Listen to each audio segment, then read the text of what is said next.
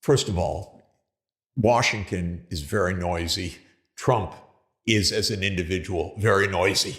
Every day, something a little bit different. So I wouldn't say that this is a deep strategy. But it's an exciting time for politics. Well, it's a very interesting time to watch. It's showmanship and it's 24/7 media and so forth, but it's a little unstable. And Washington itself is very divided because we have a deep state, we have a CIA, we have a Pentagon, we have a military-industrial complex. They don't like some of this they like, and so on. So there are lots of contradictions. It's not a simple narrative. But the most basic points of Trump, I think, are the following.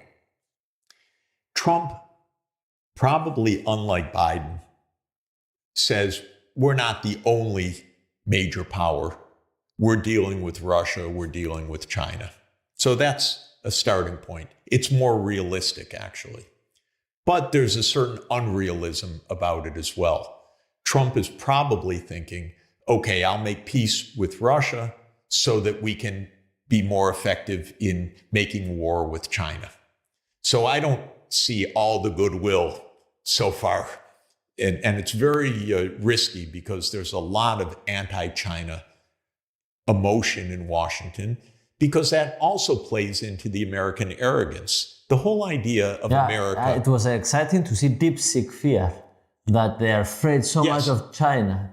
No, but the whole idea of America is American exceptionalism. And this manifests in a number of ways, but the basic idea is, for that mentality, America is number one. And so China's the biggest affront to that, more than Russia. So part of what's going on with Russia is we normalize with Russia so that we can focus on China, but not in the right way, but in a dangerous way. So it's not, you're afraid. It's not all a safe world right now. Second thing is there are three big hotspots in the geopolitical world. There are other hotspots like Sudan or Democratic Republic of Congo, which are major conflicts, but not geopolitical in quite the same way. So the three big geopolitical conflicts are the U.S. war with Russia in Ukraine, because that's a U.S.-Russia war. That's a war over NATO enlargement fundamentally. The second is the war in the Middle East, which is basically Israel's war to crush the Palestinian people forever. That's the basic idea. And the U.S. has sided with that for decades because the U.S. is in the hands of the Israel lobby to a very weird, really weird, and very discouraging extent. The third conflict is the U.S.-China competition. What's that about? China's not doing anything bad to the U.S. It's not invading the U.S. It's not threatening the U.S. It's just too big. It's too successful for the U.S. It is a bigger economy measured in purchasing power prices. That's an affront to the United States. I can only tell you it's almost a neurotic reaction because China's too successful for the United States, so it has to be confronted. So those are the areas, and Europe doesn't show up in this, partly because Europe has been so subservient to the United States over decades that Trump doesn't even recognize Europe. He says, what's that? Why should they be at the negotiating table? Who are they? So the whole thing all he wants from Europe is buy more American weapons. So he's an arms salesman. But other than that, I don't think that there's much interest. Europe. That's why he's asking for everyone to increase the budget of NATO. Right? Of course. And by the way, of course. But one thing for sure and quite serious, Europe should have its own defense, not NATO. It should have a European defense. And when it makes procurements, it should be European, not American procurements. If Europe's smart, why are you spending... You don't like the NATO alliance? It's not useful it's only useful for the US. NATO should have been disbanded in 1991 when the Warsaw Pact was disbanded and when the Soviet Union ended. What was NATO? NATO was to prevent a Soviet invasion of Europe. Russia was not invading Europe. Even now, the bop that you hear from the British or others, this is absurd stuff. Of course, Europe has security interests. Europe wants to make sure that the Baltic states are safe. So do I. But those are specific security issues that should be discussed with Russia, with the Baltic states, under a framework like the Organization of Security and Cooperation in Europe. That is not a NATO business, especially when the goal of NATO, of the US, is something completely different. It is to surround Russia. And it's all explained for decades. If anyone cares to read about this, they would understand this. So we're fools, the Europeans, to be able to play the game of the Europeans thought this is pretty clever. We don't spend much on defense and the US defends us. Okay, but where Europe went completely wrong was the failure to differentiate being defended from being offensive. And the first wave of NATO enlargement was already a cheat on the agreement, but it was Hungary, Poland, and the Czech Republic. The Russians said, we don't like this. You told us no. But how much did they complain? A bit. But these are countries not on their border. Then the next wave, that got right up to the collar because that was the three Baltic states, Estonia, Latvia, Lithuania, and it was also Black Sea countries. So starting this action in the Black Sea, Romania and Bulgaria, and it was Slovenia and Slovakia. And the Russians said, you're getting awfully close. You promised you wouldn't do this. And in 2007, Putin made a famous speech at the Munich Security Conference. It said, don't go any farther. Stop. Of course, when the United States hears this, what do they say? We have to go farther. No one tells us what to do.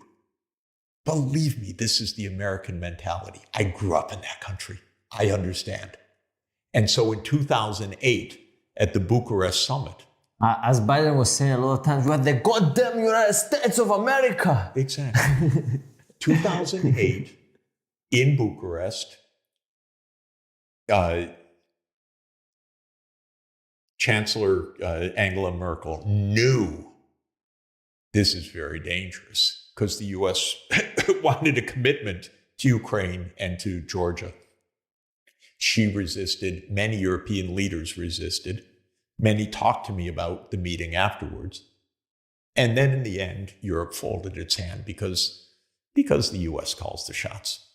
And in 2008, in the Bucharest NATO summit, the fateful promise was made that Ukraine and Georgia would become part of NATO. Why Georgia? Okay, this is also good geography. Georgia. Why Georgia? To surround Russia. Because if you look at the Black Sea, you would have Ukraine, Romania, Bulgaria, Turkey, and Georgia completely surrounding Russia. Now, why would you do that? Because a geographer would tell you, Brzezinski would tell you, that ends Russian power in the Eastern Mediterranean and the Middle East. That surrounds them. This is clear. And by the way, it was exactly the idea of Palmerston and Napoleon III in 1853 in the First Crimean War. This is the Second Crimean War we're fighting right now. It was exactly their idea. Take the Russian fleet out of the Black Sea. We're doing it again. This is primitive stuff. Do we really have to have this war? But now Trump understood that it's not the danger, Russia, the big danger. Exactly. It's China, the danger. So he's removing the focus from there.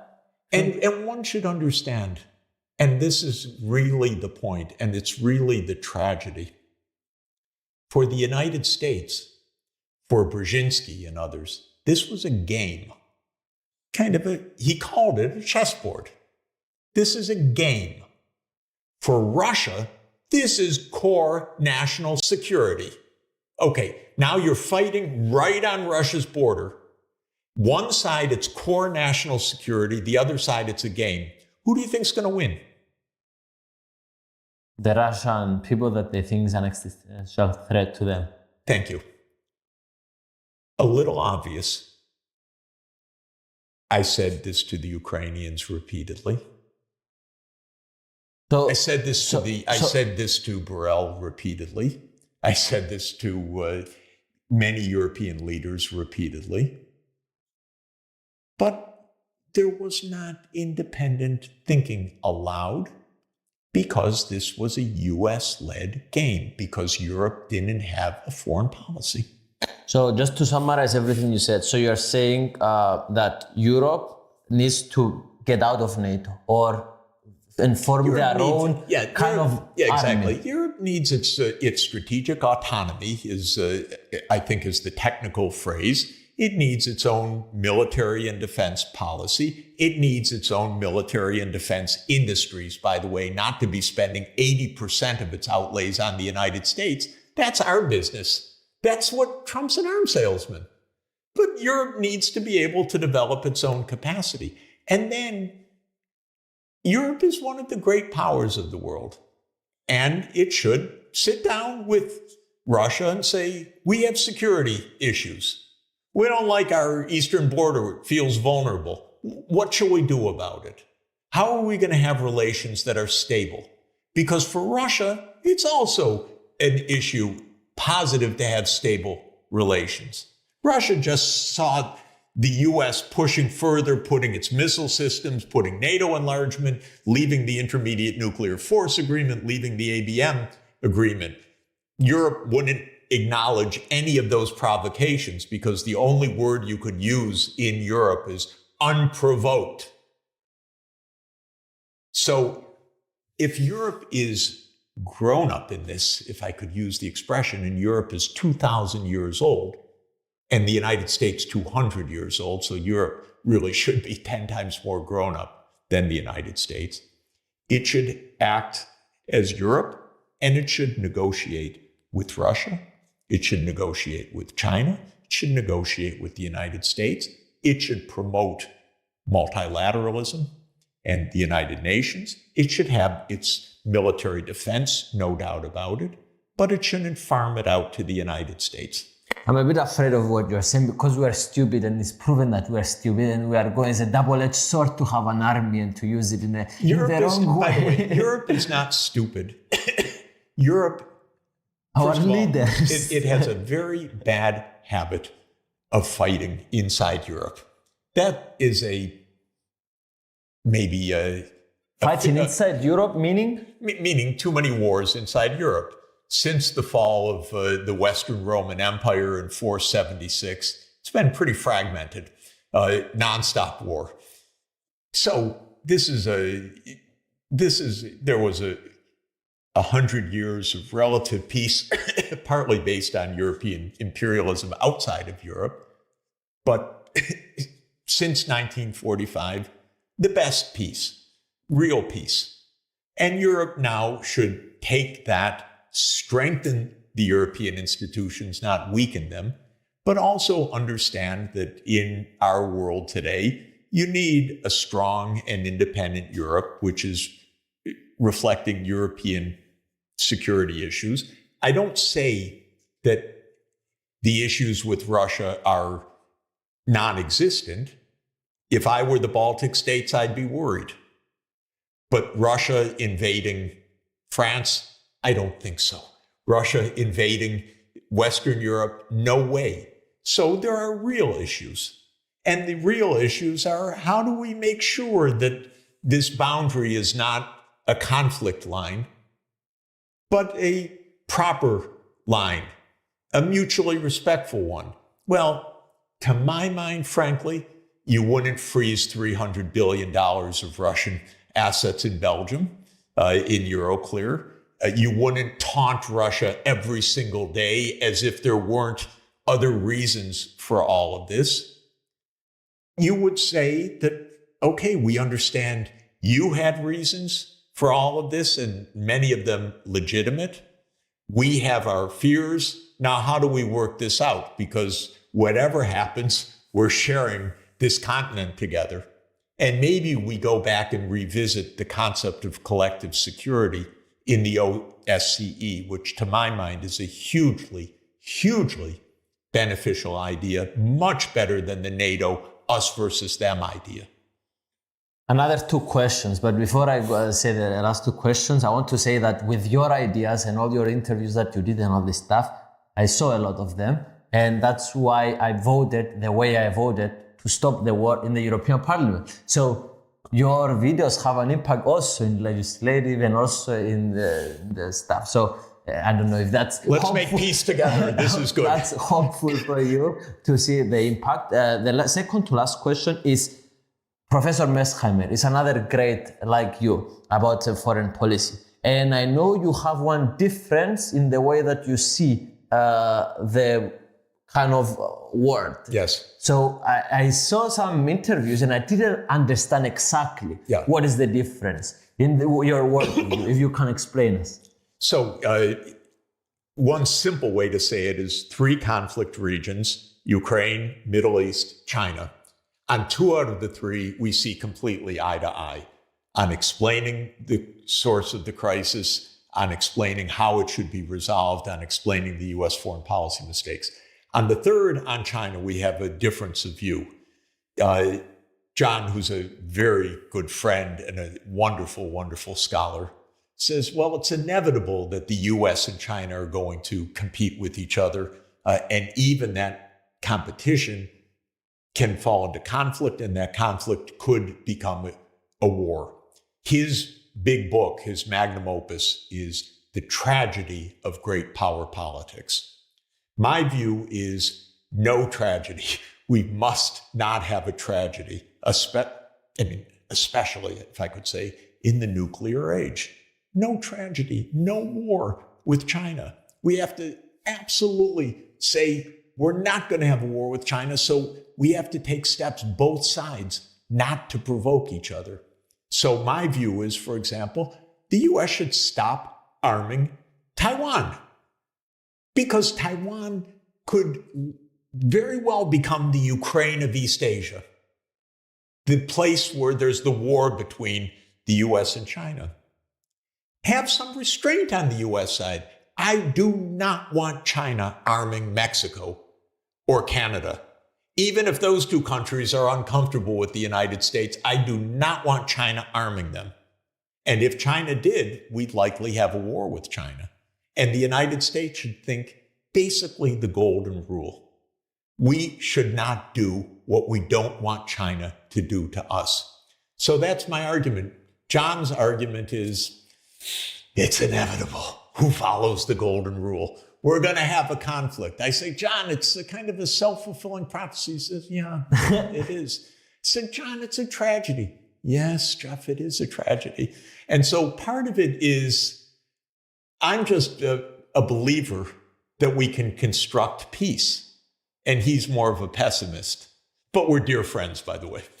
So you have a bit more optimistic view that you can make things not to come to lead to a conflict with China in the long term, and he says it's inevitable. He doesn't say it's inevitable, but he says it's so hard to stop. And my view is we have to do everything to try to stop it. Okay.